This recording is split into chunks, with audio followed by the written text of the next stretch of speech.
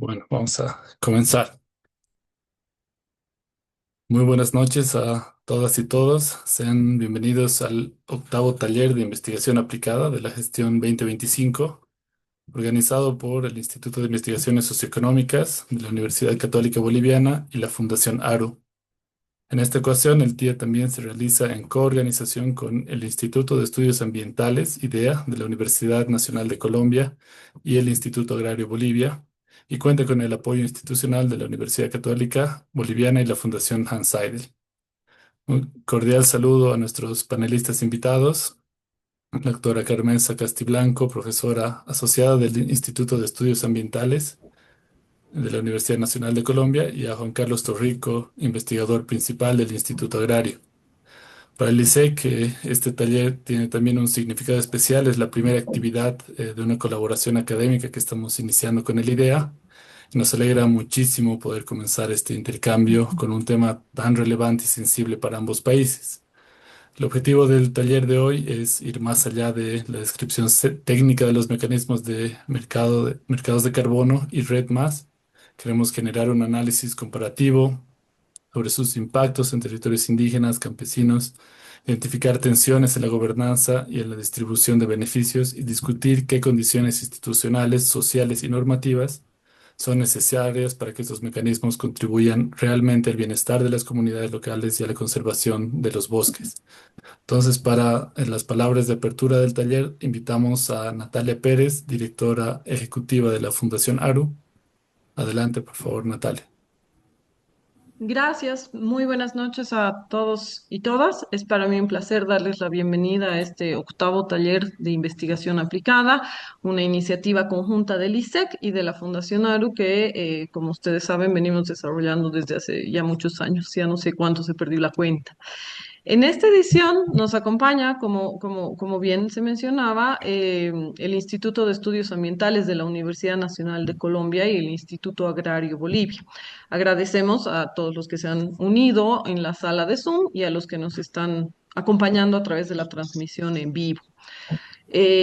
Hoy nos convoca un tema central en la agenda de los países de la región y en realidad del mundo, dadas las conclusiones de la recientemente terminada conclusión de la COP30 en Brasil, ¿no?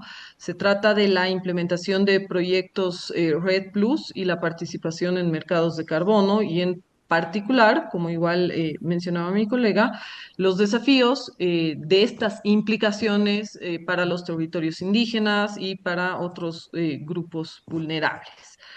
Durante los últimos años, América Latina ha sido escenario de un intenso debate sobre las oportunidades de mitigación que ofrecen estos mecanismos, pero también hay riesgos en términos de derechos territoriales, equidad, gobernanza y distribución de los diferentes beneficios.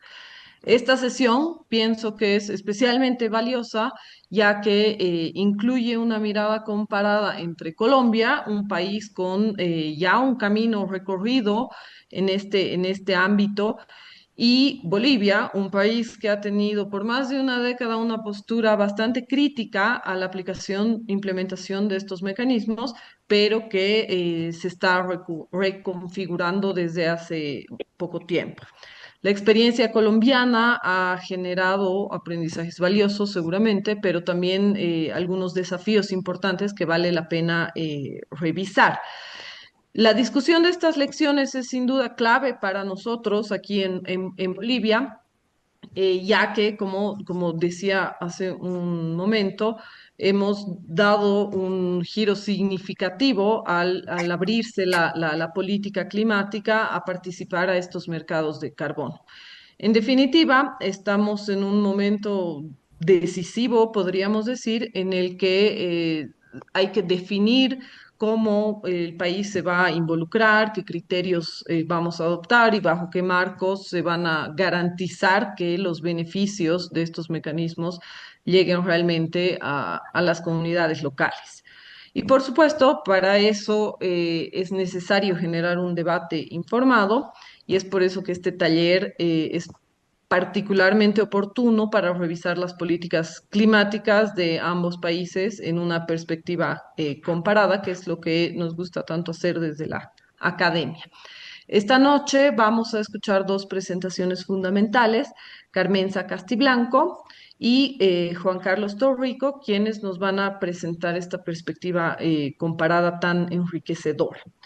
Luego de estas exposiciones tenemos como siempre un espacio de diálogo que nos permitirá profundizar en las implicaciones sociales, las tensiones, las oportunidades y los aprendizajes en ambos contextos.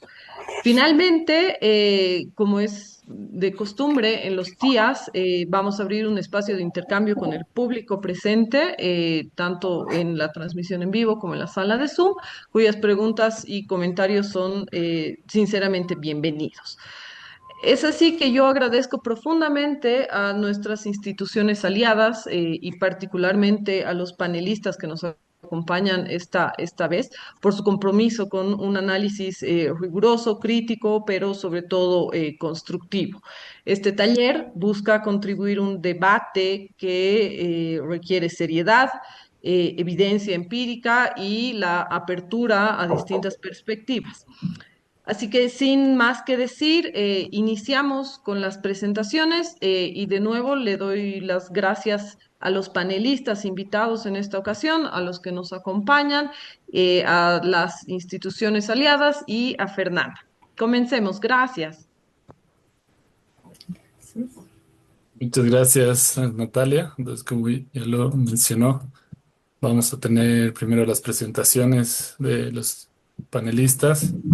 Y para la primera presentación es un honor dar la bienvenida a Carmenza Castiblanco. Ella es doctora en estudios ambientales y rurales de la Universidad Javeriana, magíster en economía del medio ambiente y los recursos naturales del programa conjunto entre la Universidad de los Andes de Colombia y la Universidad de Maryland de Estados Unidos. Tiene una especialización en estadística de la Universidad Nacional de Colombia y estudios principales de licenciatura en química de la Universidad Pedagógica Nacional. Desde el año 2000 se desempeña como profesora asociada del Instituto de Estudios Ambientales de la Universidad Nacional de Colombia, en donde actualmente coordina la línea de investigación en economía y ambiente. Adelante, doctora Castiblanco. Bueno, muchísimas tardes, buenas tardes a todos y a todas las personas que nos acompañan. Muchísimas gracias a Carlos Eduardo por la invitación a participar en este conversatorio, también a la profesora Denise Avilés, pues por recomendarme y invitarme a este conversatorio. Bueno, yo le comentaba hace un momento a Carlos Eduardo que básicamente la experiencia y, digamos, la información, la evidencia que nosotros hemos logrado recopilar con respecto a este tema, pues ha surgido, digamos, del trabajo de tesis de maestría y de doctorado de los estudiantes del programa en estudios ambientales y de la maestría en ambiente y desarrollo, que le han hecho seguimiento en varios de sus trabajos a estos proyectos. Entonces, parte de lo que yo pues les voy a presentar hoy es el resultado o es producto, digamos, de las indagaciones que hemos venido realizando. Entonces, bueno, me voy a compartirles la pantalla para comenzar.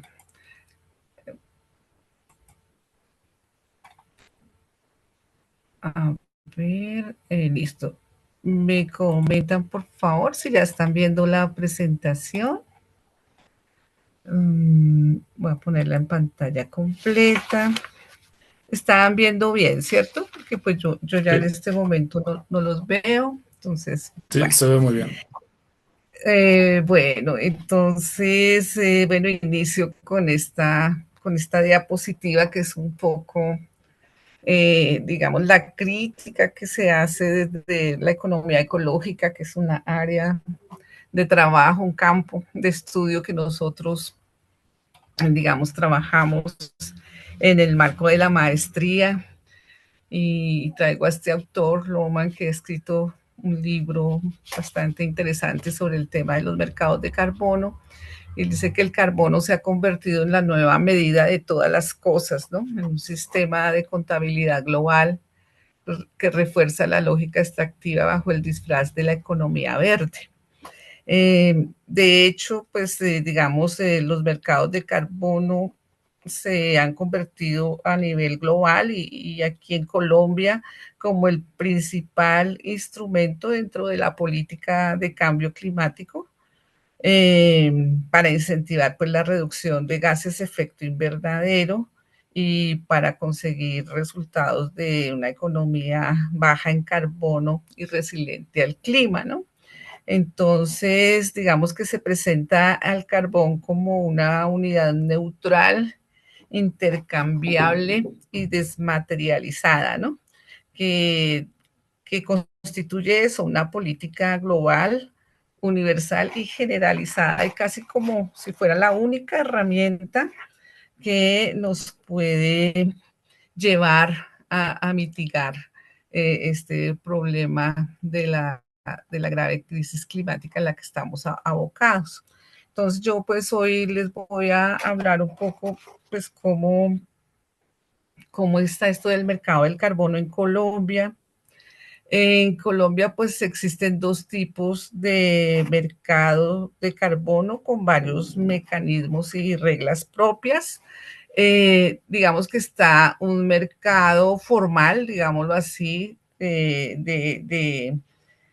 un tipo de mercado que es de cumplimiento obligatorio, que tiene que ver pues con los mecanismos de desarrollo limpio implementados a través del protocolo de Kioto, con el cumplimiento del Acuerdo de París en sus artículos 6.2 y 6.4.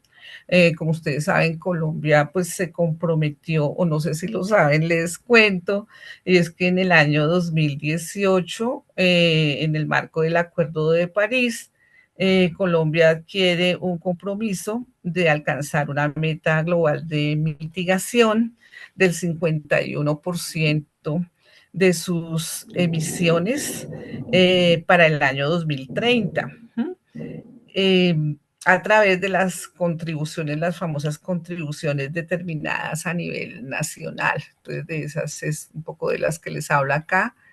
También existe pues el sistema de comercio de emisiones. Hay un programa nacional de cupos transables de emisiones de gases de efecto invernadero que hacen parte, digamos, del programa nacional RED como estrategia nacional y está un esquema de compensación y reducción de carbono para la aviación internacional. También como parte, digamos, de las políticas dirigidas a la mitigación y al control pues, de las emisiones de gases de efecto invernadero, Colombia implementó desde el año 2016 el impuesto al carbono. Este es pues un impuesto que está dirigido a gravar los combustibles fósiles en el 2016 y en el 2025 se extendió también al carbón propiamente dicho. Y pues digamos es un impuesto que va sobre la venta directa e importación y autoconsumo de combustibles fósiles. Pero claro, cuando se crea el impuesto al carbono, inmediatamente se reglamenta la no causación del impuesto, es decir, la posibilidad de hacer una exención total o parcial. Inicialmente era total, pero con la última reforma tributaria ya solo se puede no causar o, digamos, eximir del pago del impuesto solo el 50% de las emisiones de carbono. Y entonces, digamos, el hecho de que exista en la reglamentación colombiana el impuesto del carbono es lo que propicia que a través del mecanismo de no causación del impuesto al carbono, es decir, la exención parcial o del 50% del pago de ese impuesto, que entra aquí al mercado voluntario, a las compensaciones voluntarias o al mercado voluntario de carbono. También tenemos pues compensaciones de huella de carbono y otros fines, digamos, voluntarios de compensación. Entonces, cada uno de estos mecanismos pues tiene sus reglas, sus condiciones y sus requisitos que están pues debidamente reglamentados. ¿Cuál es la situación de los proyectos red en Colombia? Bueno, esto es algo que, digamos, tiene una dinámica muy grande en un tiempo muy corto. Esto que saqué aquí yo, pues es el reporte que teníamos al 31 de diciembre del 2024. Imagino que a la fecha ya esto ha evolucionado rápidamente. Tenemos un problema y es que en Colombia se creó el Registro Nacional de Reducción de Emisiones de Gases Efecto Invernadero, que es como el sistema en el cual obligatoriamente todos los proyectos, bien sean proyectos basados en el mercado eh, libre, digamos, del carbono, no en el mercado no institucional, eh, deben registrar los proyectos en este sistema. Pero bueno, el sistema comenzó a funcionar desde antes de la pandemia, más o menos 2018, pero luego se suspendió, tuvo problemas en su funcionamiento, volvió a funcionar en el año 2024 y luego volvió a suspenderse ya por temas normativos. Entonces, como ustedes comprenderán, el registro que tenemos ahí, pues no es el más, digamos, el más acercado a la realidad. Sin embargo, digamos, en esto que es como el sistema oficial, pues para poder identificar los proyectos. Como ustedes se dan cuenta, tenemos un número importante de proyectos en el Chocó geográfico y los otros proyectos están distribuidos en la región amazónica colombiana, que incluye, pues, por supuesto, el departamento del Amazonas, pero también Nariño, Guainía, Bichada y Vaupés, digamos que son los departamentos del país que contienen la mayor masa boscosa de, digamos, del ecosistema amazónico, ¿no? Ahí se concentran el mayor número de proyectos.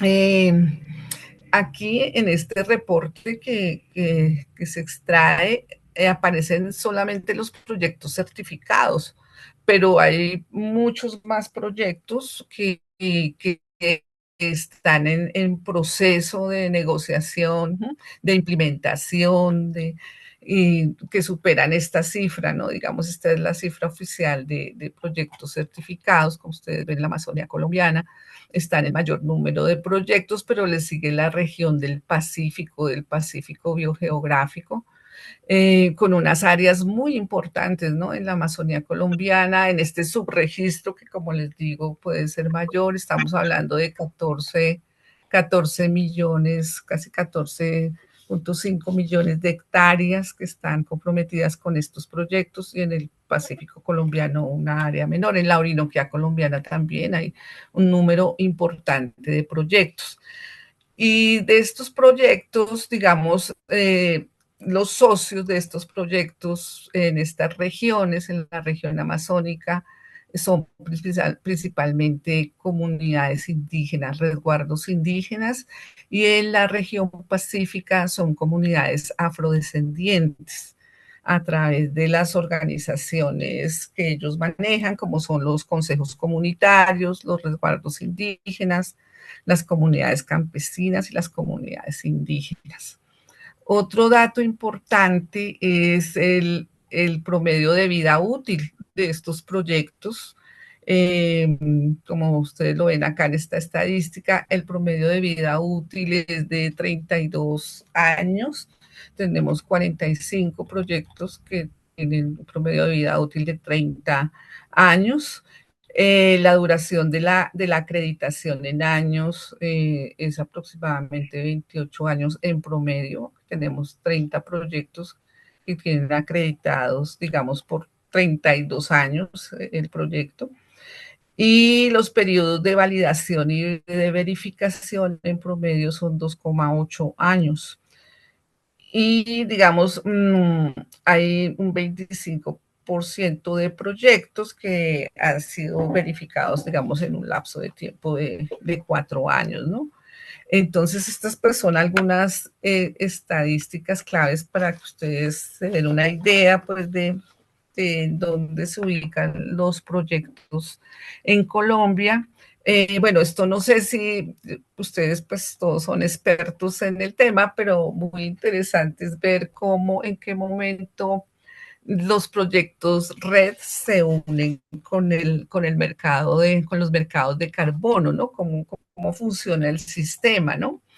Y cómo entra ahí a jugar el impuesto al carbono y especialmente la no causación, que es como la vía principal por donde, digamos, se están utilizando los proyectos red para poder utilizar estos créditos de carbono, ¿no? Entonces, por un lado, pues, digamos, podemos empezar a analizarlo desde cualquier parte, pero podríamos empezar por acá. Tenemos empresas, industrias y empresas contaminadoras en el país, son principalmente empresas relacionadas con el sector de hidrocarburos y minería, ¿no? Que tienen que pagar el impuesto al carbono. Son empresas, entonces, claro, mediante el mecanismo de no causación del impuesto, estas empresas emisoras de gases de efecto invernadero compran bonos para poder obtener este beneficio tributario principalmente, ¿no? ¿A quién le compran los bonos? Pues le compran a empresas privadas, generalmente empresas privadas, ONG, intermediarias, desarrolladoras que, pues, que cobran unas sumas muy importantes, ya vamos a ver, por su proceso de intermediación. A su vez, estas empresas desarrolladoras e intermediadoras eh, capturan recursos de cooperación internacional y demás de recursos que se generan para financiar proyectos red, especialmente pues en la región amazónica del país, pues porque ahí está la mayor área de bosque con posibilidades de sumidero en el país y en el chocobio geográfico, por supuesto, también. Entonces, estas empresas desarrolladoras e intermediarias que pueden ser nacionales o internacionales. Aquí se ha dado un esquema de silla giratoria que lo llamamos nosotros, y es que muchos profesionales entran primero a trabajar al Ministerio del Medio Ambiente, al grupo de cambio climático, entienden muy bien cómo funciona, cuáles son las políticas, hasta ayudan a diseñar las políticas y normas, entienden cómo funciona el negocio y luego salen a montar sus propias empresas, ¿no? Que los han vuelto multimillonarios. Es una cosa de verdad eh, impresionante, ¿no?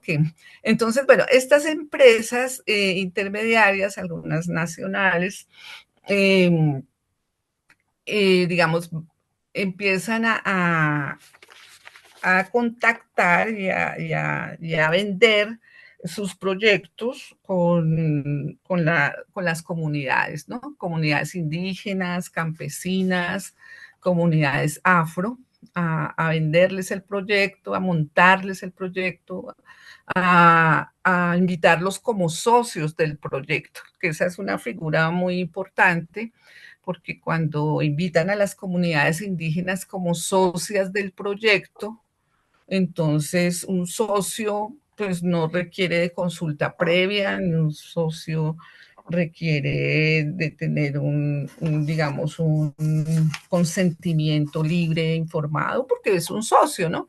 Entonces, en calidad de socios, invitan a estas comunidades, les comunican el proyecto, les montan el proyecto Red en sus territorios y bueno, proceden a elaborar el proyecto con todo lo que eso implica, digamos, en todas las fases pues, de diseño, implementación y todo eso.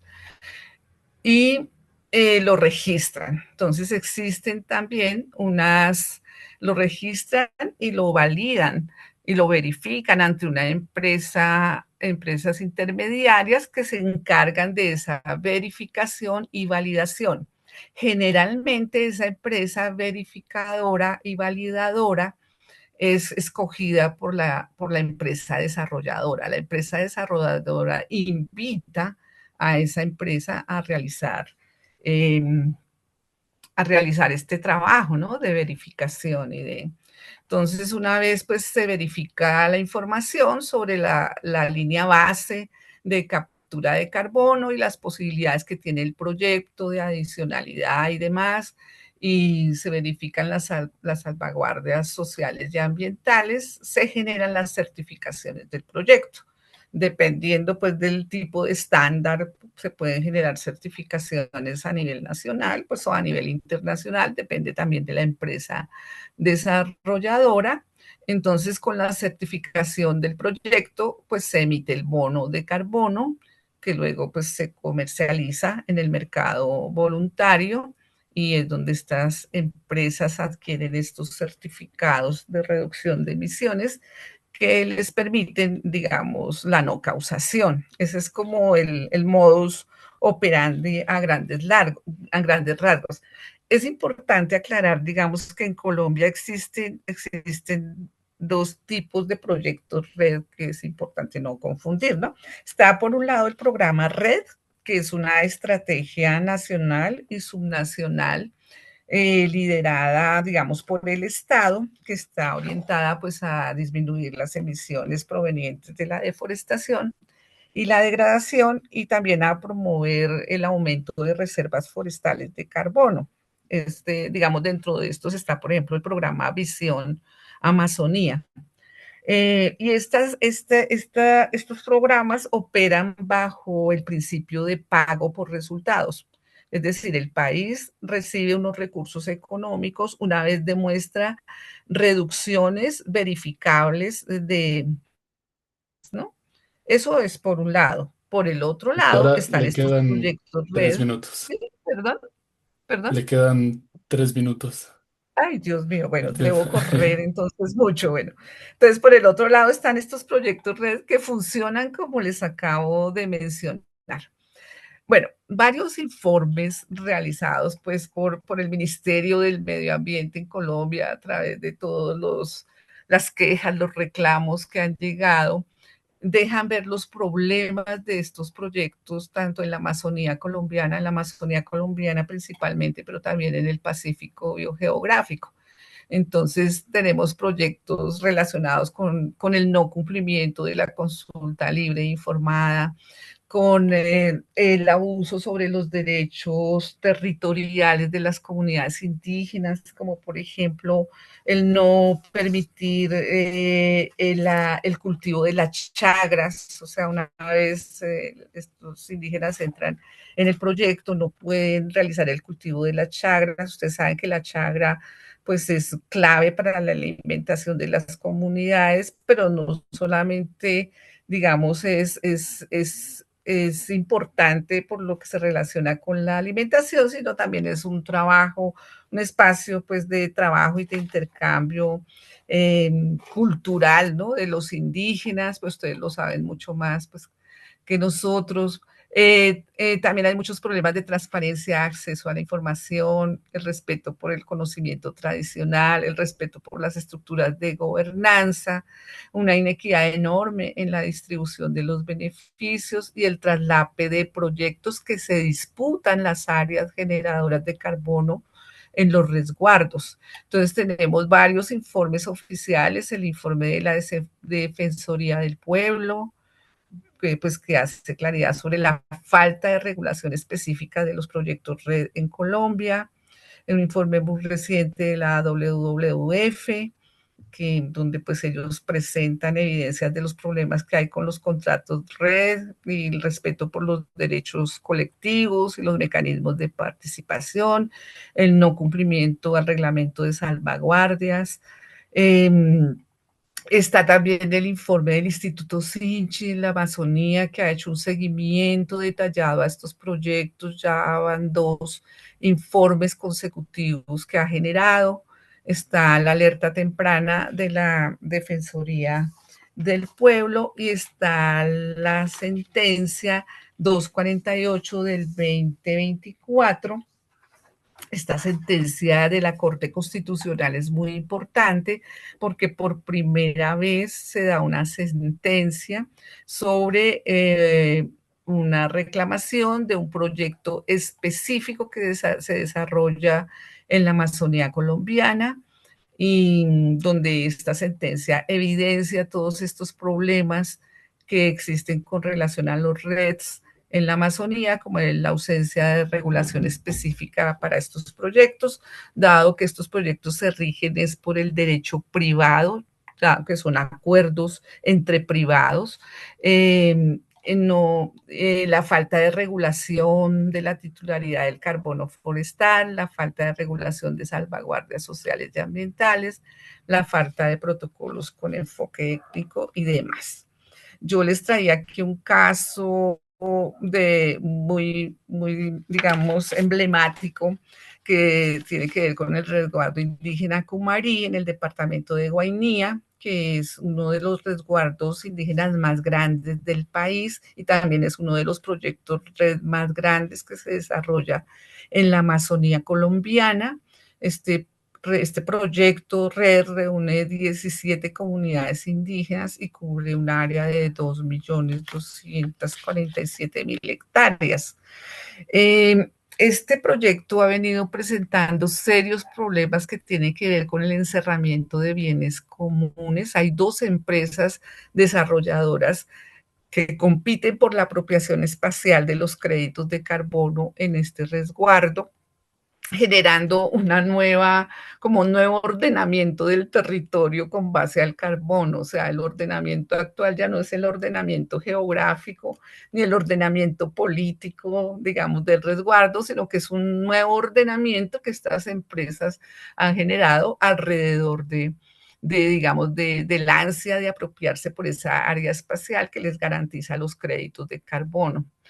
Esto ha generado unos conflictos enormes entre las comunidades, las que están con una empresa, las que están con la otra, un conflicto territorial muy grande que ha llevado a situaciones de violencia muy fuertes y a una inequidad muy enorme en la distribución económica de los beneficios. Y con esto pues quiero cerrar, podemos conversar más tarde, pero quisiera contarles que, por ejemplo, en el caso de este proyecto, donde se vendieron alrededor de 2.700.000 bonos, las ganancias o el valor total de las ventas en pesos colombianos ascienden alrededor de 35.000 millones de pesos.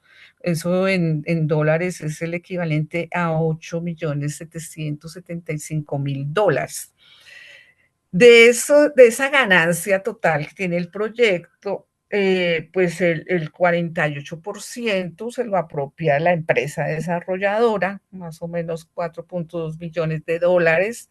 Eso es anual, estoy hablando anual, en la venta anual de dólares, de bonos de carbono. De esa venta, bueno, como les decía, el 52% se lo apropia la empresa desarrolladora y se supone, perdón, el 48% y el 52% se supone que va al resguardo indígena. Pero realmente de ese 52%, solo el 10% es entregado a las comunidades indígenas en dinero efectivo. El resto de lo que les corresponde, o sea, el 90% de sus 52, ellos dicen que lo usan para hacer pagos en bonos a las familias que se les van a proyectar por años y para ejecutar programas definidos por la compañía desarrolladora del proyecto. Es decir, ese dinero se supone que es de las comunidades, pero es alrededor de 4 millones de dólares, pero en realidad no lo manejan las comunidades, lo maneja la empresa desarrolladora, porque dicen que las comunidades no tienen, digamos, la cultura ni el conocimiento de las finanzas ni demás para manejar esa cantidad de dinero. Esto realmente es preocupante porque si ustedes ven las cifras, los beneficios económicos que están dejando este tipo de proyectos muchas veces exceden con creces lo que podría dejar cualquier economía ilícita en el país, ¿no? Como es el narcotráfico en Colombia, por ejemplo. Y claro, cuando se mueven cantidades de dinero de esta magnitud, pues por supuesto se disparan todos los problemas que ya tenemos, ¿no? De corrupción, de, de pesos y contrapesos, o sea, se elimina completamente la cultura de autorregulación, se limitan los controles externos, los mecanismos de sanción. Es muy grave esta situación, ¿no? Eh, bueno, yo voy a dejar ahí y bueno, eh, quería manifestarles algunos problemas específicos de los red, pero creo que podemos conversar más tarde. Me disculpan pues por haberme excedido en el tiempo. Voy a dejar voy a dejar de compartir la pantalla para que pueda Perfecto, doctora. compartir, compañero. Muchísimas Dejo ahí. gracias. Bueno, ok. Muchísimas gracias, doctora. Sí, creo que vamos a poder profundizar más estos temas en la Uh parte -huh. de discusión. Y ahora invitamos al doctor Juan Carlos Torrico a continuar con su exposición sobre la postura boliviana frente a los mercados de carbono. Juan Carlos Torrico Albino es doctor en Ciencias Agrícolas por la Universidad de Bonn, de Alemania, docente e investigador internacional con amplia trayectoria en cambio climático, agricultura sostenible y políticas públicas. Ha liderado procesos nacionales como las NDC y planes estratégicos sectoriales, autor de numerosas publicaciones científicas donde combina rigurosidad académica con experiencia práctica en cooperación internacional, gobernanza climática y desarrollo territorial sostenible. Actualmente es investigador principal del Instituto Agrario Bolivia. Adelante, doctor. Muchísimas gracias, Carlos. Estimados colegas, muy buenas noches. Y Carmenza, muchísimas gracias por la presentación y los ejemplos y la experiencia de Colombia. Creo que se va a complementar bastante bien con lo que les voy a presentar desde Bolivia. Bueno, un poquito para enmarcar la temática cuando me pidieron un poquito hablar sobre el tema de los mercados de carbono o el tema de carbono.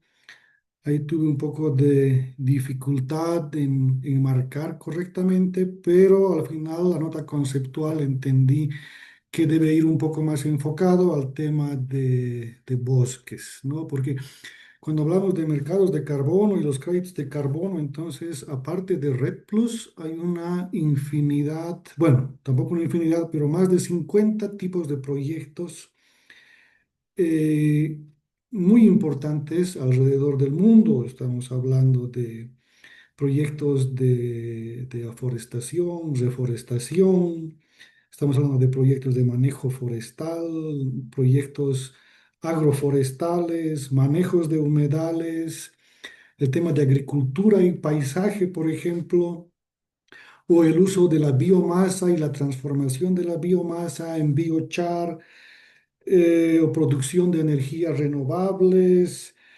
etcétera, ¿no? Hay muchos diferentes, pero a algo lo voy a ir enfocando al contenido que se refiere algo más a Red Plus, que también es uno de los intereses más grandes que tiene Bolivia también en este momento, ¿no? La política se va hacia ese lado.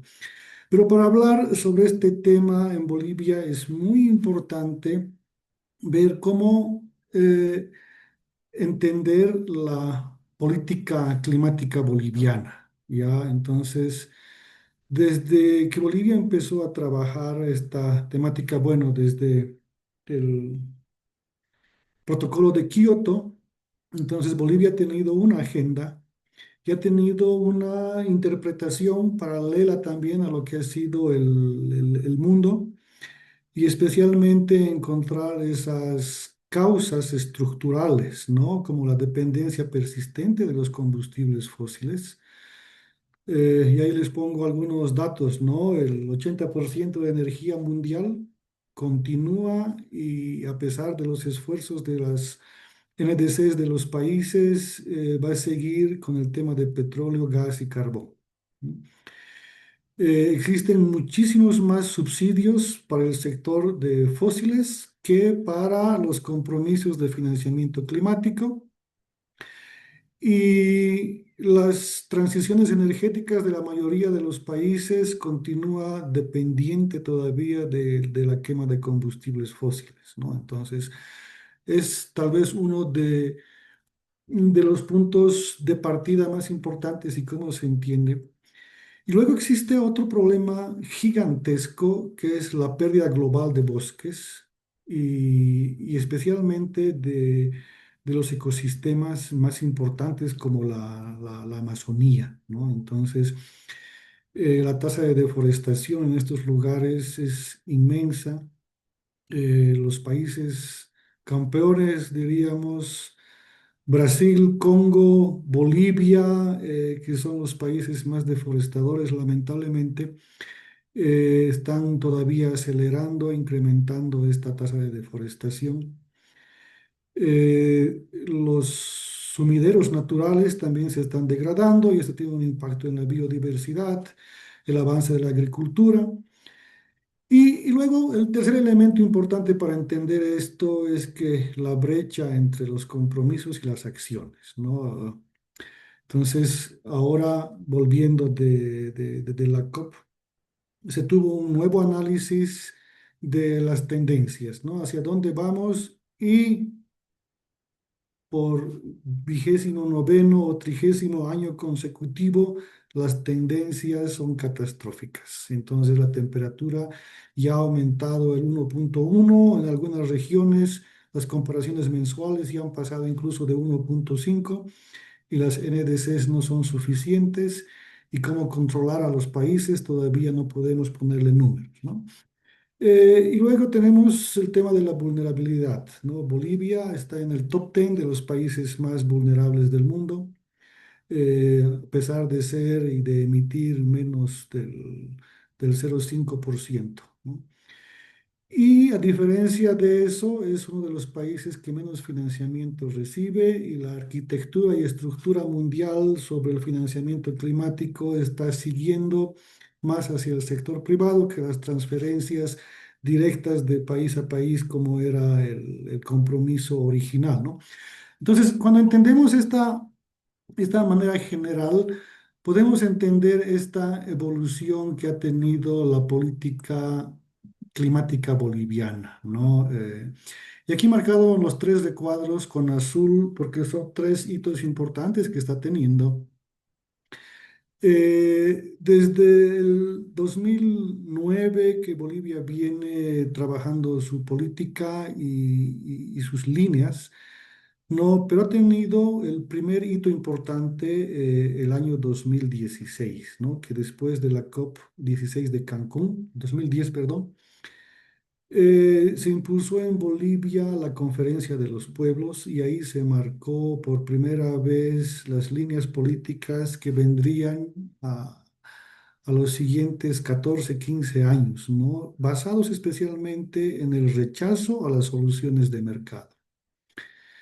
Posteriormente, esto se seguía defendiendo y construyendo la política nacional y el año 2015 se logra introducir en el Acuerdo de París, aparte del artículo 6.2 y 6.4 que lo mencionó Carmenza, se incluye el artículo 6.8 que tienen que ver con mecanismos de no mercado. Y a la vez también se crea en Bolivia el mecanismo conjunto de mitigación y adaptación como una respuesta alternativa a los proyectos RED, ¿no? Y esa política se la ha manejado por muchos años.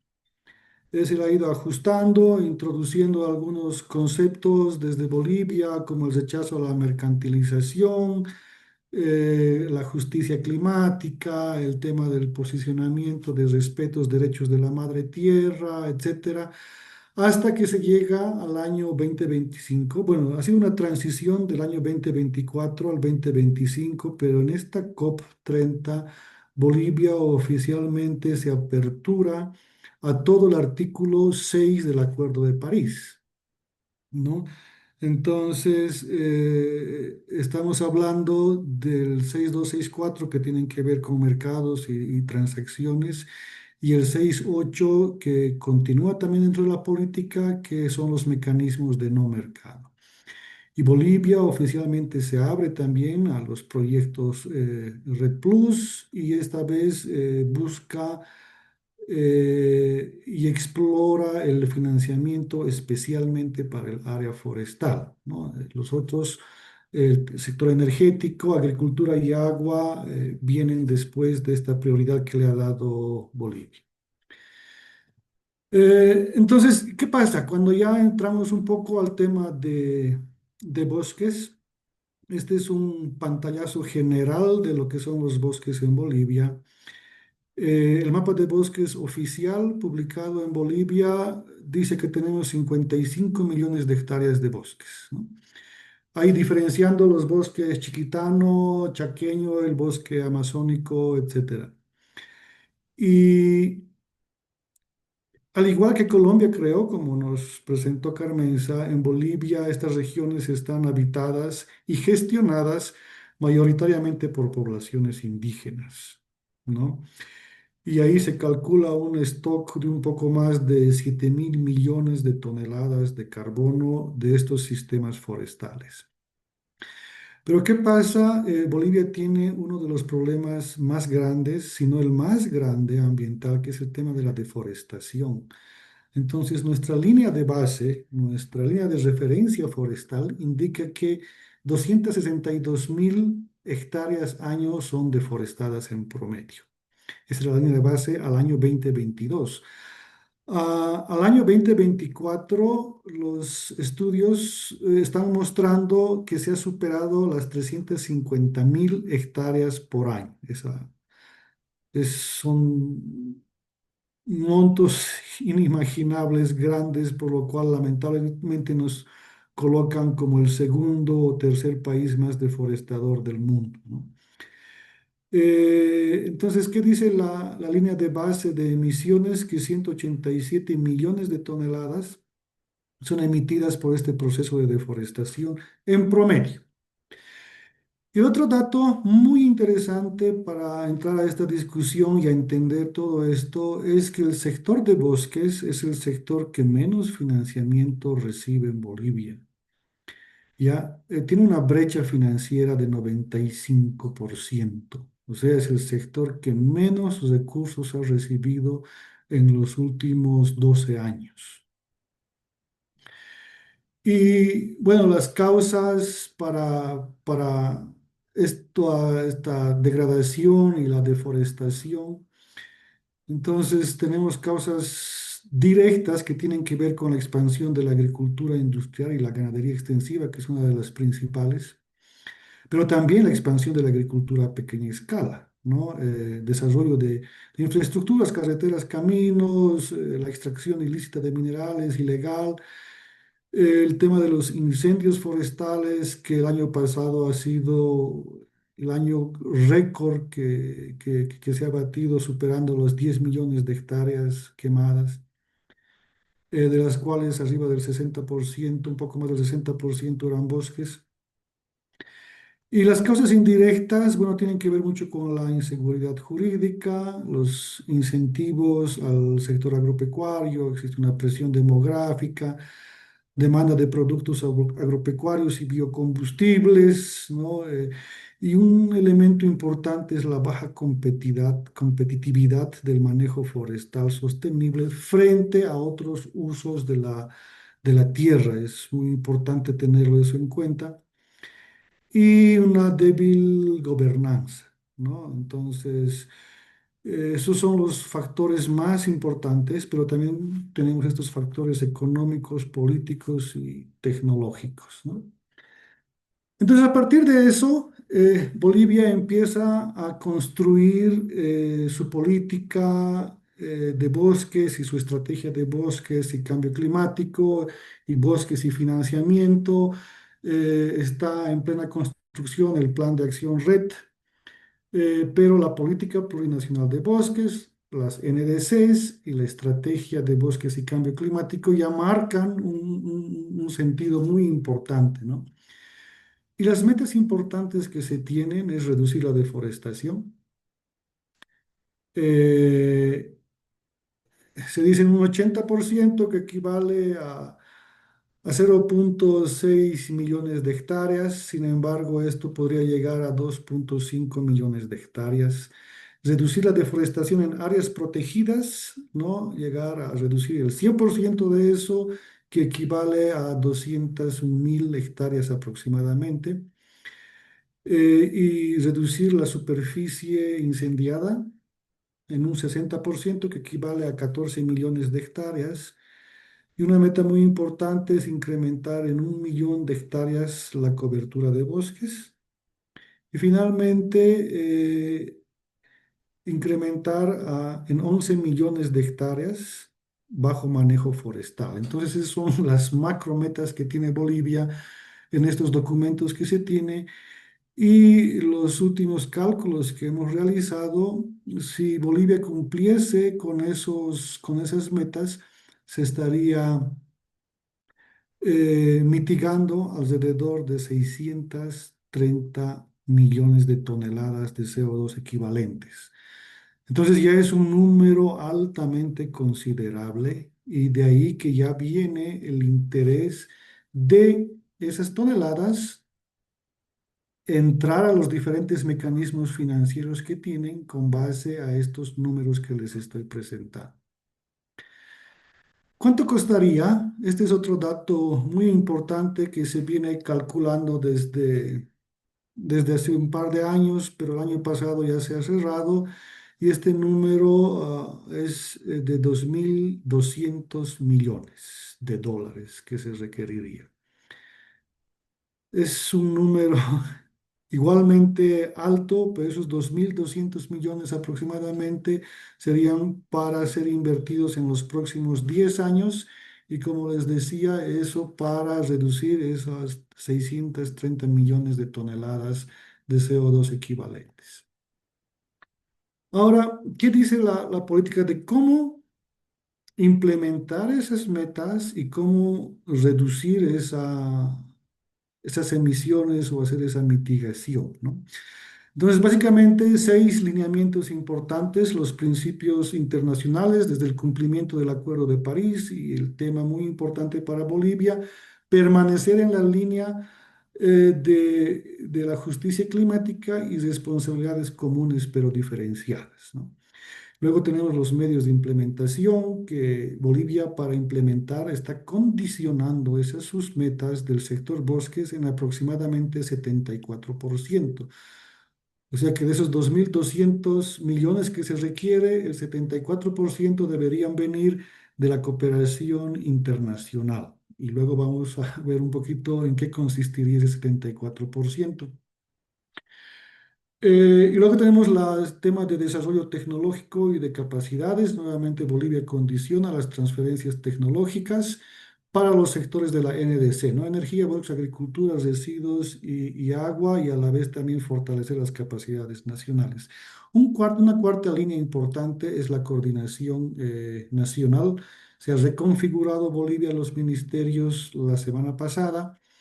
Así que esto, al desaparecer el Ministerio de Medio Ambiente, y ahora sería parte del Ministerio de Planificación del Desarrollo, y se creó un viceministerio de Medio Ambiente que estaría a cargo del tema del desarrollo forestal, el tema cambio climático, el tema de todos los temas relacionados a esto, incluido el tema de financiamiento climático, ¿no? Esto en coordinación con los ministerios sectoriales y las mesas técnicas sectoriales.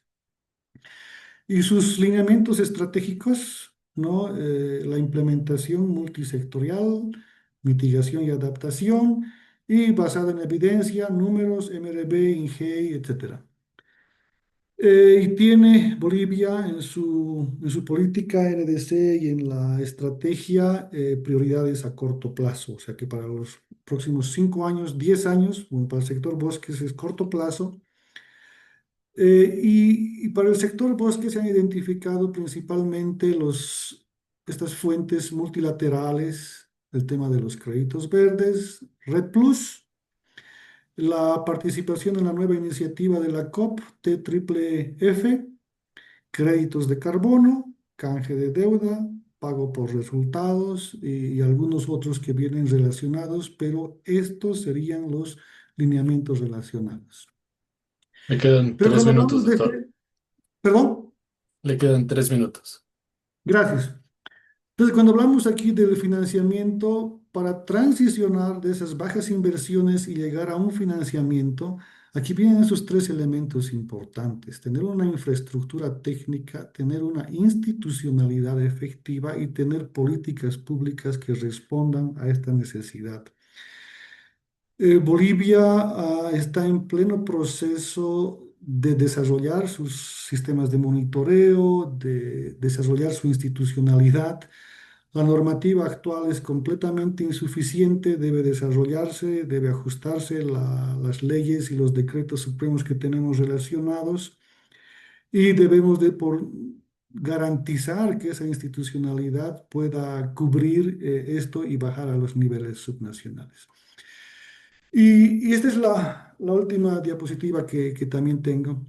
Entonces, cuando ya entramos y estamos viendo ya todo ese contexto de cómo ha evolucionado la política nacional, de cómo se ha abierto a estos mecanismos y que estamos en una situación muy temprana y todavía muy incipiente de infraestructura, institucionalidad y política pública, entonces, aquí la opinión general en el país, ya tanto del sector público como del sector privado, de la academia, etcétera, está bastante dividido, ¿no? Entonces, para empezar, existen estas divisiones. Algunos ven a los mecanismos red y los créditos de carbón o los mercados como una parte de la solución, ¿no? Especialmente para conseguir recursos y poder financiar los bosques. Pero otra parte la consideran un engaño, ¿no? Entonces, y ahí condicionan si es que no existe un control público y no existen las condiciones adecuadas para implementar este tipo de proyectos, está destinado al fracaso. El punto dos es que el sector bosques es el sector que menos recursos recibe. Ya les decía, apenas se tiene una brecha del 95%. Así que de ahí también que se derivan esas altísimas tasas de deforestación que tienen, aparte de esas causas directas e indirectas que les mencioné. Pero aquí existe una situación bastante interesante y creo que es sinónimo también muy parecido a lo que pasa en Colombia, que las inversiones que se esperan para el sector bosque van para inversión en actividades de desarrollo, en proyectos de desarrollo y a la vez también deben tener actividades de conservación, ¿no? Entonces deben combinar eso es lo que se tiene en la demanda. Y luego, la otra percepción y más o menos que se está vislumbrando ahí en la nueva política es que se necesitan que podría ser esto unos mecanismos útiles si es que se lo diseñan bien, ¿no? Evitar los errores que se han cometido en la gran cantidad de proyectos y problemas que se han tenido. Aquí al lado derecho nomás les ponía un artículo de los muchos que se han publicado. Este artículo en especial dice que menos del 16% de los créditos representan reducciones reales, o sea que desde el enfoque, desde el punto de vista de reducciones, que era la idea central de apenas 16% de los proyectos estarían cumpliendo con esta adicionalidad, el resto no. Existen otras publicaciones que colocan arriba del 90% proyectos con serios problemas de implementación, ¿no? Y aquí es el número 4, alto riesgo de implementación deficiente, ¿no? Riesgo de contratos abusivos, proyectos mal diseñados, el tema del control, el tema de la verificación, el tema que los recursos lleguen en un mayor porcentaje a lo local, ¿no? Luego el 5, una institucionalidad aún no consolidada. Entonces, Bolivia, como les decía, está incipiente, aún no tiene un MRB de bosques, ni de carbono, ni de ninguno de los sectores. El sistema de información de salvaguardas no lo tenemos. Tenemos un decreto supremo sobre el Registro Nacional de Programas y Proyectos que aún no está en funcionamiento. Aún todavía no tenemos el mecanismo de distribución de beneficios. Y con la nueva estructura todavía se requiere una coordinación interinstitucional, ya sea del Estado central, pero también hacia el nivel subnacional y hacia los gobiernos indígenas. Las capacidades técnicas son bastante limitadas, normalmente dependencia de consultorías externas, y la normativa definitivamente es insuficiente y se requiere desarrollar normativa más relacionada al artículo 6 completo, al tema Red Plus, relacionado al Plan Nacional de Adaptación, a los inventarios, al MRB, etcétera, ¿no? Entonces hay que desarrollar toda una normativa para todo esto poder funcionar. Y finalmente, bueno, no sé si esa esperanza que se tiene en Bolivia se pueda llegar a cristalizar evitando esos errores de otros lados, ¿no? Ya se han repetido muchas veces. Ojalá que en el país se está empezando, posiblemente sea un buen momento de planificar totalmente transparente, llevar a cabo siempre la consulta previa, libre, informada, que haya un control estatal y que los beneficios lleguen al nivel local. Y esas son condiciones sin las cuales creo que ningún mecanismo podría funcionar, ¿no? Bueno, con eso termino mi exposición. Muchas gracias.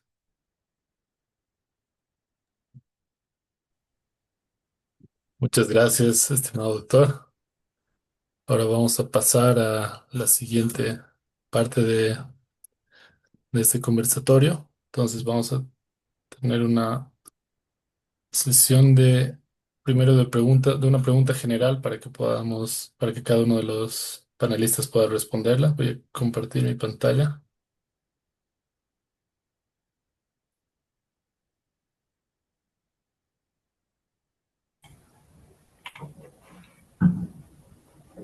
¿Pueden ver mi pantalla? Sí, Sí, sí, la vemos. Sí, entonces tenemos esta primera pregunta. Dada la situación particular descrita para Colombia y Bolivia, ¿qué condiciones tendrían que darse para que la población local se beneficie realmente de los mecanismos de mercados de carbono y Red Más, tanto a nivel de mercados globales como en su implementación local? Entonces podemos empezar con Carmenza. Sí, muchas gracias. Pues bueno, como hablaba hace un momento el profesor Juan Carlos, algo fundamental y un problema central en Colombia es la no existencia de una reglamentación específica para los proyectos red, tanto en territorios colectivos, comunidades afro, como en comunidades indígenas.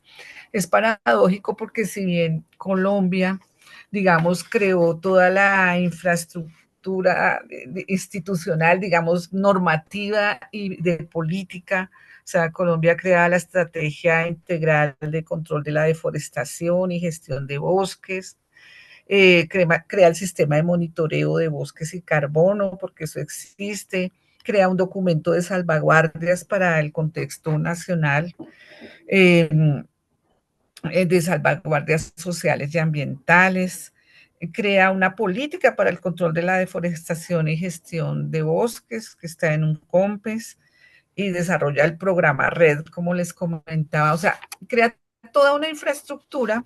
Sin embargo, cuando tiene que intervenir, o sea, toda una infraestructura, además crea el impuesto al carbono, una infraestructura normativa y de política que permite que estos mercados funcionen.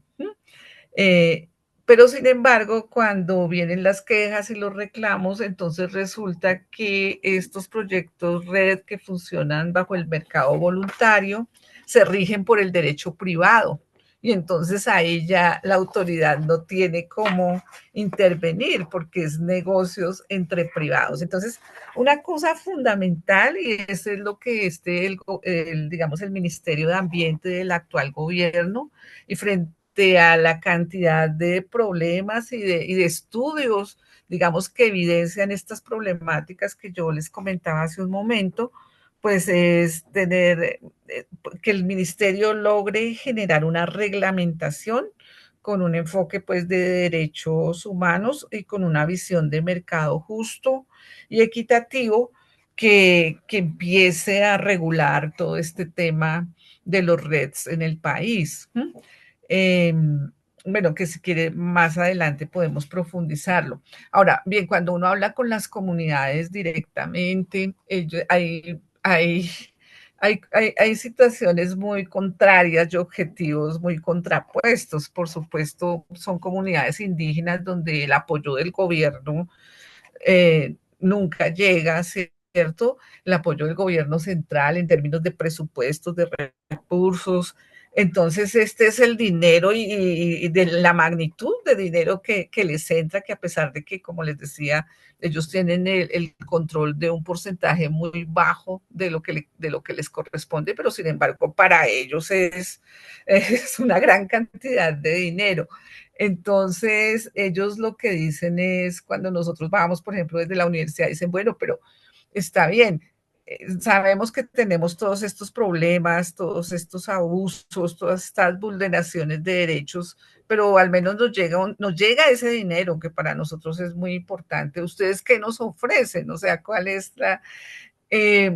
algo que ellos dicen es, digamos, eliminar la intermediación, o sea, eliminar la intermediación, que los proyectos pudieran a través, eso es algo que ellos nos han mencionado, a través del apoyo de la academia o de ONGs, digamos, comprometidas con las comunidades, pero ellos especialmente piensan en la academia en el sentido de que uno, nosotros los pudiéramos capacitar, o sea, poder que ellos entiendan y conozcan bien el funcionamiento de este tipo de instrumentos, que no son fáciles de entender si cuando uno explica el mercado del carbono, explica toda esta variedad de bonos y de bonos verdes que existen y más para los estudiantes ya de maestría resulta ser complicado, pues imagínense para las comunidades indígenas.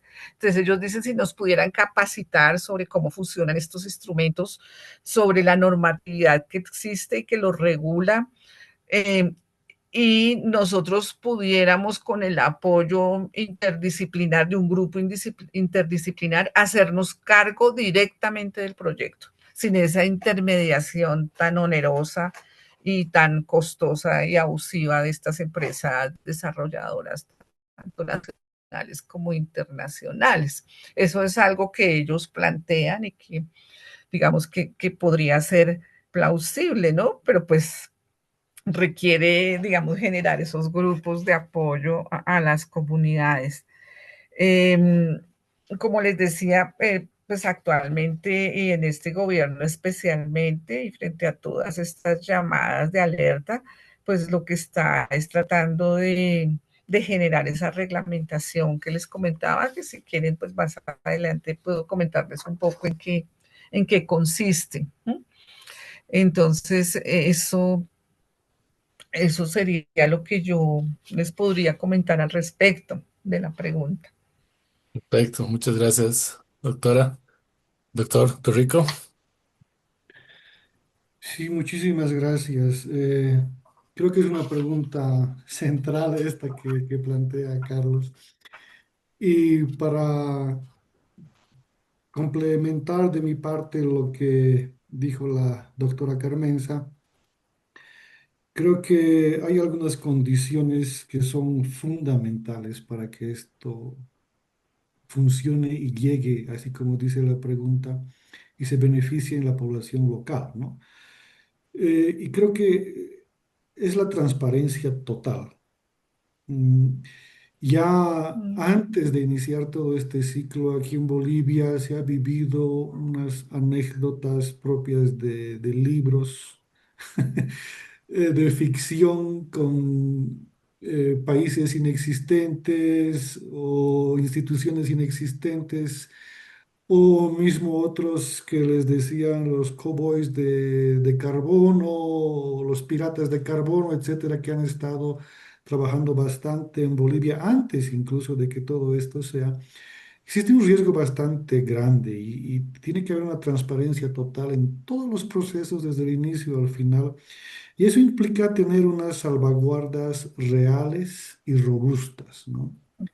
Ya se ha aprobado internacionalmente estas salvaguardas. Existe la normativa de la OIT, ¿no? Sobre la consulta previa libre e informada que hace a las comunidades indígenas, por ejemplo, dueños de sus decisiones, sus territorios y sus recursos.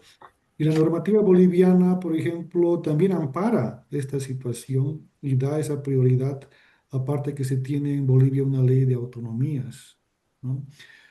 Y es algo muy importante tener estas salvaguardas, pero reales, ¿no? Que respondan a las comunidades locales. Entonces, por ahí ya vamos dando y enmarcando un poco para que esas condiciones se den, para que estos beneficiarios puedan recibir más y mejor los beneficios. Y como les mencionaba, estas autonomías en Bolivia también están en una fase inicial, están en un proceso de consolidación y las capacidades que tienen las autonomías indígenas, y no solamente las autonomías indígenas, sino también municipios con vocación forestal, todavía no tienen esas capacidades para desarrollar este tipo de proyectos e implementarlos, ¿no? Entonces, se debe necesariamente desarrollar estas capacidades locales, tanto capacidades institucionales como también del talento humano para que puedan responder efectivamente. Y eso va relacionado muy fuerte, y creo que aquí también nuevamente estamos coincidiendo bastante con la experiencia de Colombia, es el tema normativo y la reglamentación que debe tener. Cuanto más claras sean las reglas, creo que va a existir una mejor participación, una mejor transparencia y una mejor distribución de beneficios, porque se ve también que los intermediarios, el otro intermediario, pueden haber hasta cuatro o cinco intermediarios que toman parte de los recursos, y como en el ejemplo de Colombia, que dijo que 10% efectivo llega a las comunidades, es increíble, ¿no? Entonces también de otros ejemplos de otras partes del mundo se ve esa situación, y por eso las reglas, la transparencia, las salvaguardas son muy importantes. Y en los mismos proyectos, las evaluaciones que se hacen a nivel internacional y eso que les mostraba ese artículo, se refieren que estos proyectos deben tener una integralidad, ¿no? Y deben tener esta adicionalidad para ser efectivamente buenos proyectos, ¿no? Caso contrario, va a ser uno más de los muchos malos ejemplos que se tienen sobre esto. Y creo que hay otros dos elementos más importantes para que esos beneficios puedan llegar más a nivel local. Se ha visto también que este tipo de proyectos pueden atomizarse, ¿no? Pueden ser proyectos pequeños, hay muchos fragmentos de bosques, etcétera. Una buena solución creo que podría ser tener proyectos jurisdiccionales con mayores superficies, con mayor organización, con mayor control, con mayor participación local. Y a la vez también el Estado pueda tener un mejor control sobre los recursos, las transferencias, la contabilidad de carbono, etcétera, ¿no?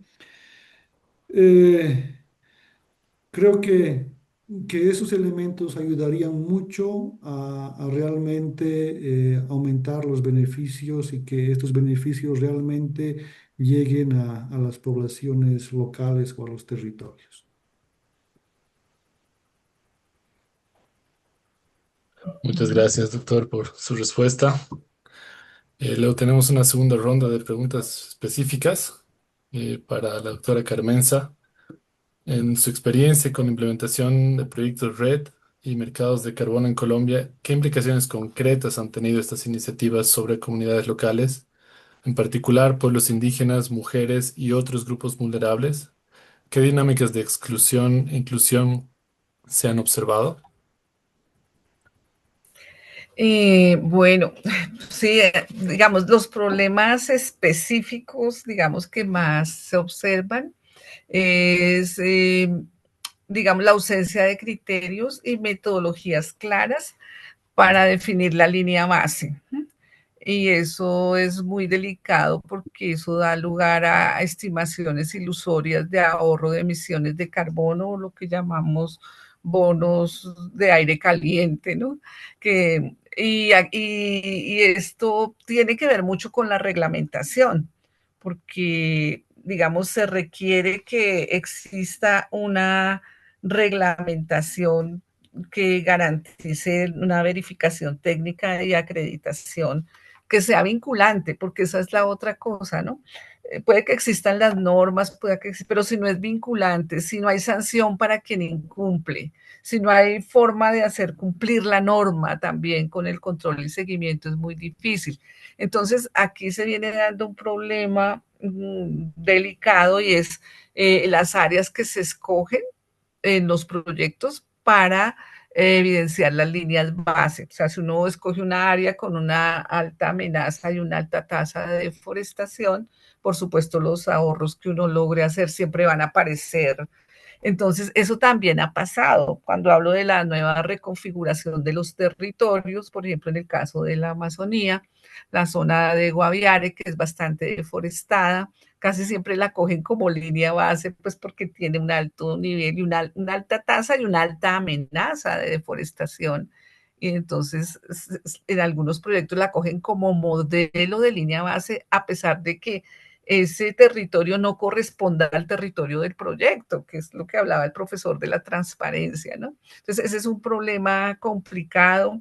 Lo otro es pues la exclusión de las comunidades locales, tanto en los procesos de toma de decisiones, cuando se estructuran los proyectos, realmente la participación de ellos es nula y por limitaciones muchas veces de la lengua, ¿no? Hemos visto casos, por ejemplo, de que los proyectos, las minutas del proyecto están en inglés, por ejemplo, para comunidades indígenas. O sea, ni siquiera se toman el trabajo de traducirlo al español en algunos casos, pero en otros casos la obligatoriedad es que exista un traductor que hable la lengua materna y que pueda explicar claramente, digamos, los puntos del contrato. Entonces hay un problema muy grave de eso, ¿no? De la exclusión por digamos, no acceso claro a la información y también de la exclusión de las comunidades, como les contaba hace un momento, a la hora de dividir los beneficios derivados de la venta de los créditos de carbono.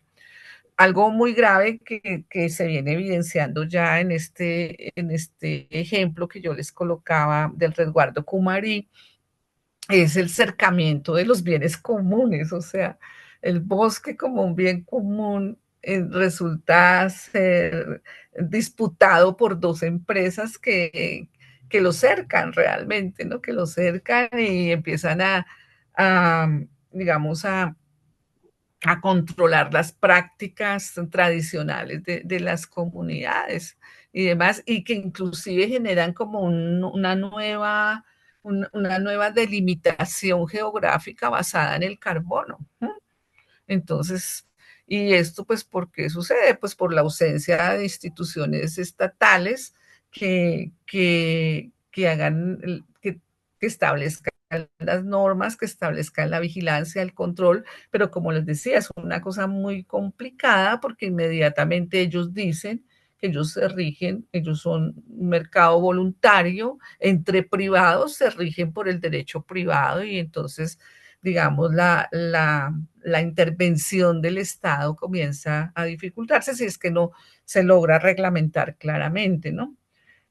También uno lo que observa es que con esto de la no causación del impuesto al carbono, pues lo que se está dando es una brecha, un costo fiscal grande para el Estado, porque no estamos hablando de poco dinero que se ahorran esas empresas para dejar de pagar el impuesto, o sea, una no tributación al carbono del gobierno colombiano a través de estos certificados emitidos por los proyectos red.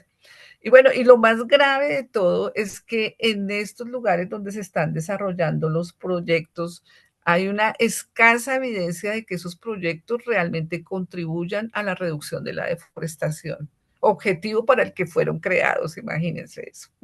Entonces, digamos, se desvirtúa por completo el objetivo inicial ecológico del proyecto y se convierte pues en un mercado especulativo muy grave. Entonces, pues ante eso es urgente la intervención del Estado que va mucho más allá de poder, eh, digamos, implementar normas y políticas, como les digo, que si no logran ser vinculantes, si no se logra el control efectivo y real en los territorios, además ustedes saben que son territorios muy alejados, ¿cierto? Donde la intervención del gobierno es difícil. No sé si contesto a la pregunta que me estabas haciendo, creo que sí, ya miro la pregunta de nuevo, sí, como esas son las dinámicas que se observan, digamos, frecuentemente, ¿no? En estos territorios. Sí, muchísimas gracias, doctor. Entonces, para el doctor Torrico, el caso de Ujú. Bolivia, para qué implicaciones futuras podrían tener estas iniciativas sobre las comunidades locales, especialmente pueblos indígenas y otros grupos, mujeres y otros grupos históricamente excluidos. ¿Qué precauciones deberían tomarse desde el diseño y la implementación de las políticas y programas para evitar efectos adversos? Mm. Sí, bueno, dos partes, ¿no? Las implicancias y las precauciones. Eh, el- los sistemas que tenemos, bueno, las comunidades indígenas tienen una estructura bastante singular en Bolivia, ¿no? Y ellos tienen un apego muy fuerte con el manejo y la gestión de los bosques. Y tienen a la vez un tipo de economía, la mayoría de estos grupos y comunidades, bien ligado al bosque. Ya en otros sectores ya un poco más se relacionan con la agricultura o con sistemas agroforestales, etcétera. De la experiencia que se ve de la incursión de diferentes proyectos y cuando se tiene en medio estos mecanismos financieros o incentivos o pagos por resultados, etcétera, yo creo que una de las primeras implicaciones potenciales que podría suceder son conflictos internos entre las comunidades indígenas. Los pocos ejemplos que hay en Bolivia que están iniciando ya han mostrado que esto es uno de los problemas más grandes y potenciales que se pueden tener. De ahí que este es un elemento que se lo debe tomar muy, muy, muy en cuenta. Otra implicancia potencial creo que puede ser lo que se llama captura externa. ¿Ya? ¿Qué pasa? Que son empresas externas que solo están interesados en comercializar el carbono y no tanto en desarrollar las comunidades indígenas y conservar propiamente dicha el bosque, que es nuevamente lo que se pretende con este tipo de proyectos, ¿no? Y tampoco tienen un proceso de consentimiento, de consentimiento real de las poblaciones indígenas. Entonces, ese riesgo también es bastante grande.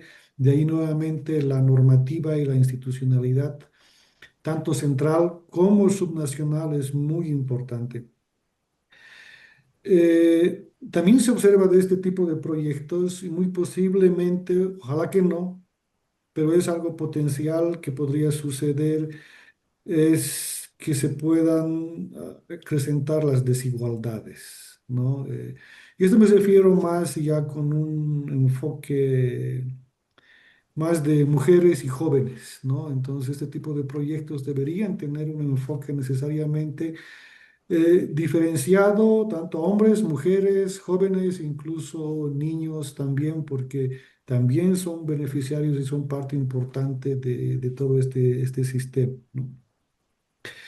Y me llamó mucho la atención lo que lo repitió la doctora Carmenza, creo que 2 o 3 veces, que también podría suceder en Bolivia y es algo potencial, que es esta pérdida del control territorial, ¿no? Porque donde se mueven recursos, donde se mueve otro tipo de gobernanza, entonces es un alto riesgo que pueda suceder esto, porque las comunidades locales normalmente no van a tener la capacidad de manejar la información técnica.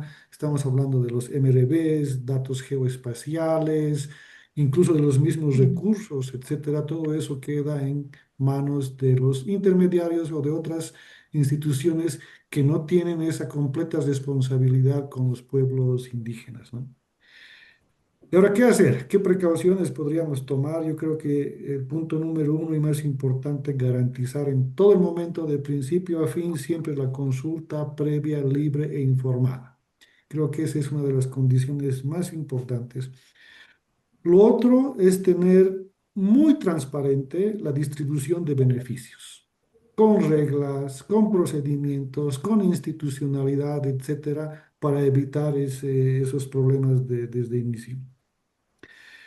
Eh, Muchos de estos proyectos van por firmar un contrato, ¿no?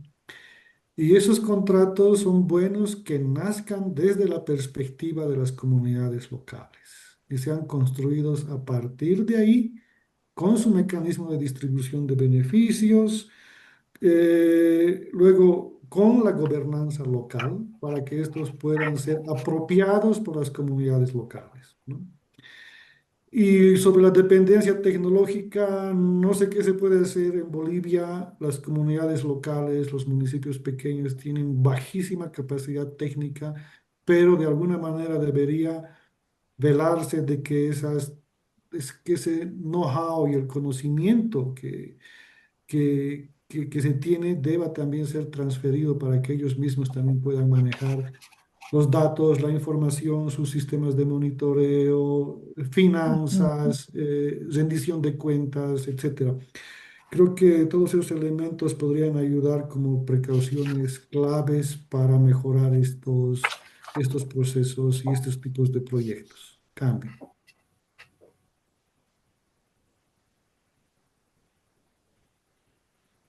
Muchísimas gracias, doctor, por su respuesta. Por temas de tiempo, vamos a pasar a una ronda, vamos a abrir espacio para preguntas del público.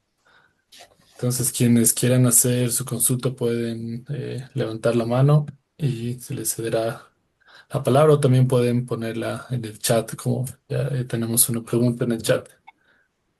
Entonces, podemos juntar unas cuantas preguntas. Denise, por favor. Eh, bueno, muchísimas gracias en primer lugar por estas exposiciones que han sido tan iluminadoras, de verdad, en ese lenguaje tan comprensible. A mí por lo menos me han ayudado a entender mucho.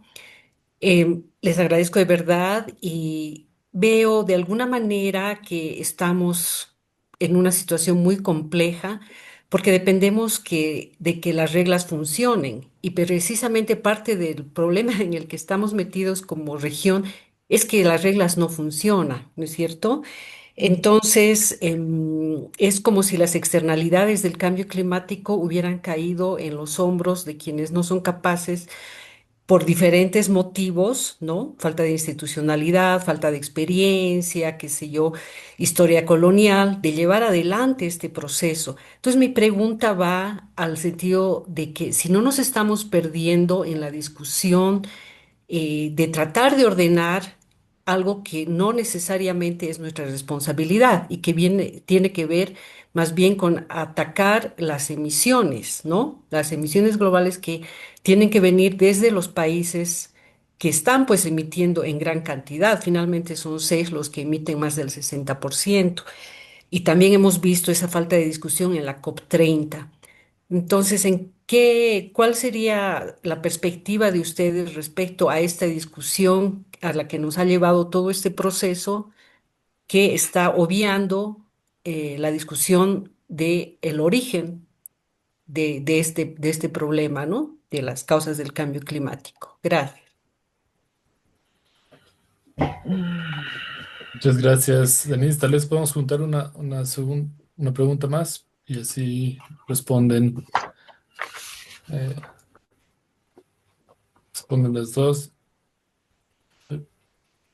Entonces tenemos una pregunta para Carmenza que nos dicen, entonces mencionó que Chocó era el de mayor emisión de créditos de carbono, más allá del potencial de abatimiento de emisiones que determina que éste haya tenido un mayor número de emisiones. Tiene que ver con una institucionalidad ya establecida, con el tipo de bioma, ya que era de mayor interés, con el tipo de financiación, tal vez los famosos mecanismos de desarrollo limpio o Low Forest High Deforestation, que diría que es lo que fue determinante. Ok. ¿Contesto ya o hay alguna otra Sí, pregunta?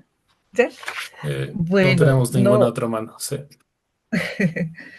eh, con relación a la pregunta de Denise, pues yo realmente creo que es que cuando el medio ambiente y el problema climático, digamos, se vuelven mercancías para generar y acumular recursos económicos, eh, digamos, se pierde el rumbo de este tipo de procesos. Yo lo que diría es que efectivamente hay que atacar las causas directas e indirectas de la deforestación en los países, en las regiones y los dineros que hay de escasos, como lo decía el profesor, realmente son, digamos, lograr mitigar estos problemas de emisiones de generación de emisiones de gases de efecto invernadero y todos los procesos de reforestación y restauración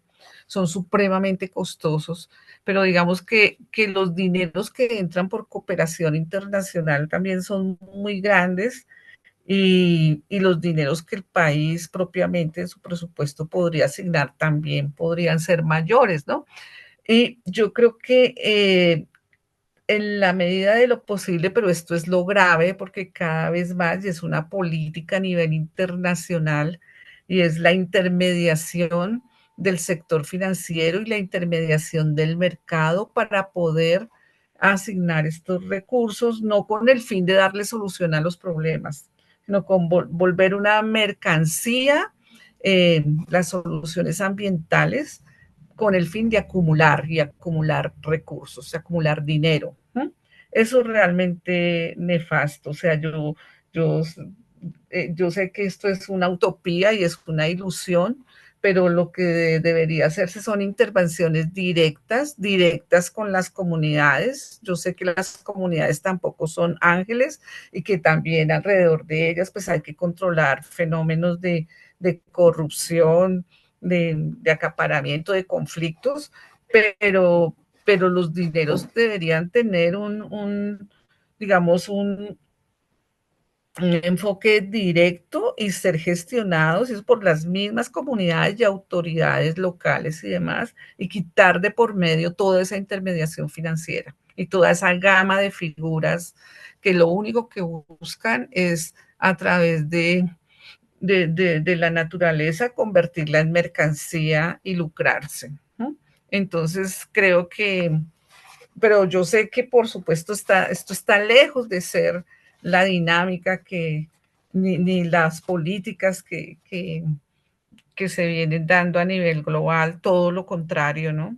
Ahora, después de la COP16 y demás, con la creación de esos fondos, por ejemplo, ya permeó esto fuertemente, además en el tema de la biodiversidad. Ya no solamente tenemos bonos de carbono, sino diferente gama de bonos de biodiversidad con la misma lógica, ¿no? Entonces, eso por un lado. Con relación a la otra pregunta, que nos hacía el público de por qué en el Pacífico colombiano hay mayor número de proyectos red y a qué se debe esto. Pues yo diría que es que, y fíjense que también las quejas en el Pacífico colombiano no son tan grandes como las quejas, reclamos y documentos de evidencias que hay de todas las violaciones que se vienen dando en la Amazonía colombiana con estos proyectos red. Y yo creo que esto se debe en parte a que en el Pacífico colombiano se entró directamente con el programa como una estrategia nacional, o sea, liderada por el Estado, ¿sí? Y orientada por programas del Estado y más en la figura esta que les comentaba yo al principio, que son programas pues que buscan, claro, con recursos de cooperación internacional y todo eso, pero que, bueno, buscan por un lado reducir las emisiones provenientes de la deforestación, pero también aumentar las reservas forestales a través de estas figuras de pagos por resultados. ¿No? No tanto están, digamos, en el Pacífico no encuentra uno tantos proyectos red como iniciativas privadas del mercado voluntario. Ahí ha tenido una mayor injerencia el Estado a través del programa Red Más como estrategia nacional. No sé, yo la verdad no tengo como los datos y la información, porque inclusive nosotros hemos hecho más estudios en la Amazonía, pues que allí es donde se han evidenciado el mayor número de problemas, pero sí sería, pero digamos, a primera mano yo diría que es por el origen de los proyectos, ¿no? Que estos se han implementado allí y si bien se, se documentan problemas, no es en la magnitud de los casos que se documentan en la Amazonía, ¿no? Entonces, no, digamos, esa es la hipótesis que yo tengo. La verdad, no hemos estudiado con tanto detenimiento el caso de la región de, del Pacífico, ¿no? Tanto como la de la Amazonía, ¿no? Muchas gracias, No sé doctora. si, bueno, Sí. Bueno, me gustaría complementar ahí un poquito la respuesta a la pregunta que plantea la doctora Denise. Y bueno, en esta última COP, la COP 30, habían tres elementos importantísimos ya para una implementación efectiva y para buscar soluciones, ¿no? Entonces, el primero se refería a mitigación, reducir las emisiones de gases. Más o menos, en el informe dice deberían reducir 60% para evitar que la temperatura supere el 1,5 grados centígrados. Pero ¿qué pasa? Apenas se ha reducido un 17%. Entonces existe una brecha por encima del 40% todavía de reducciones. Y con las NDCs 3,0 que se han presentado, todavía no se cubre esa brecha. O sea, todavía no hay ninguna solución por ese camino, ¿no? El otro era el tema del financiamiento climático. La gran discusión era que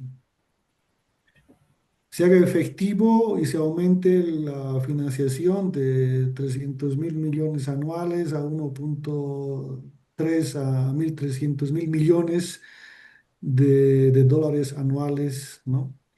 Y la discusión era que los países desarrollados pasan eso a los privados, a los bancos, a los créditos que lo contabilizan, y los países en desarrollo dicen, no, el compromiso original debe ser que de los TGNs, como conocemos en Bolivia, del Tesoro General de los países, o sea, de sus presupuestos, pasen directamente a los países en vías de desarrollo como compensación, ¿no? No está sucediendo, no se ha terminado de cerrar tampoco eso, no se tienen resultados alentadores. Y el otro punto importante de esta COP, relacionado a lo que estamos conversando también, era el tema de dar un apoyo fuerte al tema de conservación de bosques. Entonces se lanzó y se aprobó la iniciativa TFF, que, que consiste en conservar los bosques para siempre y los países recibirían $4 de compensación por hectárea conservada. Tienen que ser varios requisitos todavía para llegar a esos $4 por hectárea conservada. Pero ¿qué pasa? La expectativa era reunir 125.000 millones de dólares y apenas se consiguió 5 o 6 mil millones, o sea, muy lejos de la expectativa que se tenía. En general, las expectativas de buscar una solución estructural y global todavía están muy lejos de suceder. Las diferencias entre países emisores y países en vías de desarrollo, países que secuestran carbono, que tienen bosque, todavía es una brecha muy grande y posiblemente no se vaya a solucionar esto muy rápido.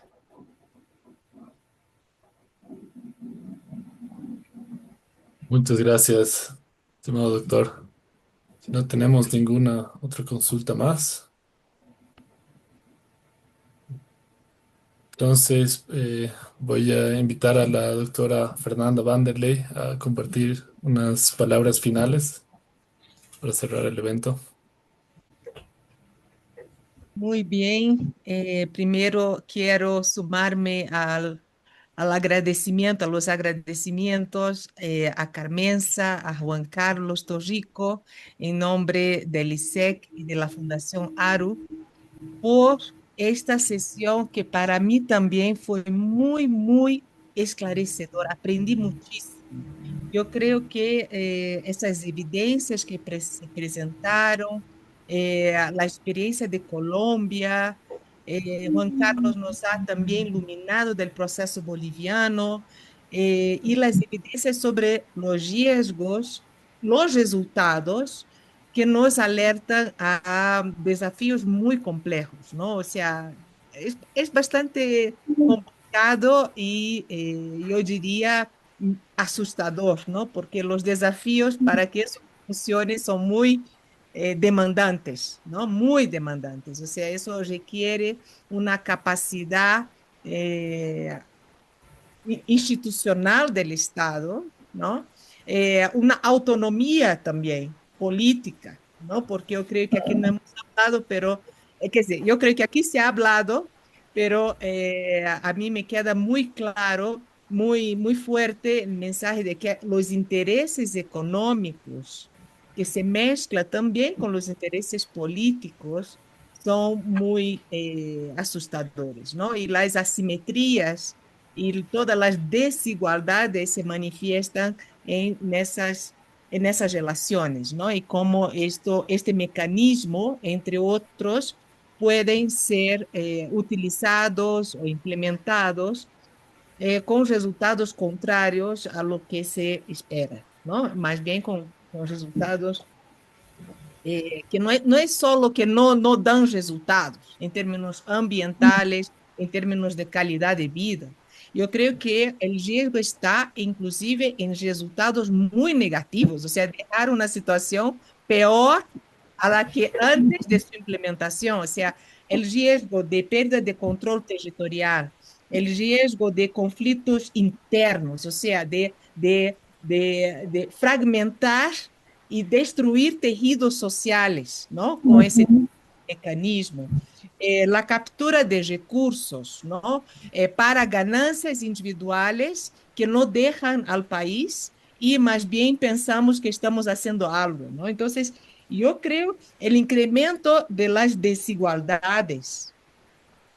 O sea, son cosas muy graves. O sea, estamos hablando de riesgos que no son solo de no cumplimiento de los objetivos, pero más bien de empeorar la situación. Entonces, yo salgo de acá con un mensaje fuerte, ¿no? De que como sociedad civil requerimos seguir teniendo esos tipos de espacio, construir una masa crítica, contribuir a las presiones, a los grupos que ya están, para que, ya que hemos tomado la decisión como país, ¿no? Como Bolivia, de que eso sea uno de los mecanismos a hacer sea una de los ejes de nuestra política, que no se cometan los errores que se han cometido en otros países y que se pueda generar lo que hoy se ha puesto de manera tan clara, tan evidente, que son esas salvaguardias, que son esas condiciones, la transparencia.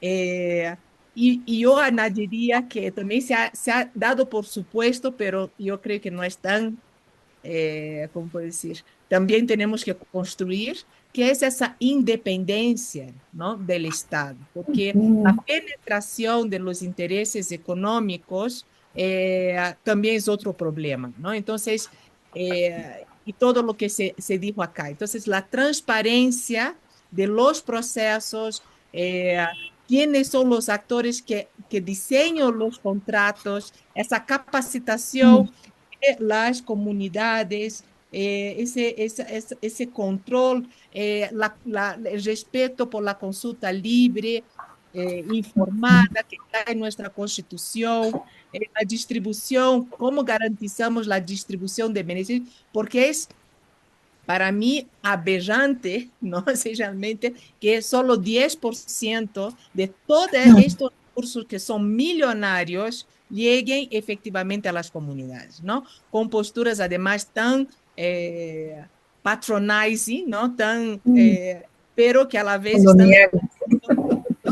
están escondiendo intereses también, ¿no? Están escondiendo ganancias, ¿no? Entonces, es hacia el lado, para que ese mercado realmente pueda funcionar, requiere de mucha regulación, ¿no? Eso es lo que estamos viendo. Ahora, una regulación que efectivamente esté orientada a la justicia climática, esté orientada a una distribución de los beneficios, una disminución de las desigualdades y con seguridad al objetivo que vino, ¿no? Que es precisamente disminuir la deforestación, ¿no? Y la degradación de los bosques. Entonces, yo les agradezco muchísimo, aprendí muchísimo y agradezco al público que nos ha acompañado, también a la grabación de este evento, ahora está siendo transmitido por Facebook y lo vamos a disponibilizar. Y eso, muchísimas gracias y que tenga una excelente noche. Bueno, muchas Bueno, gracias. Muchas gracias hasta a la todos. próxima. Muchas gracias.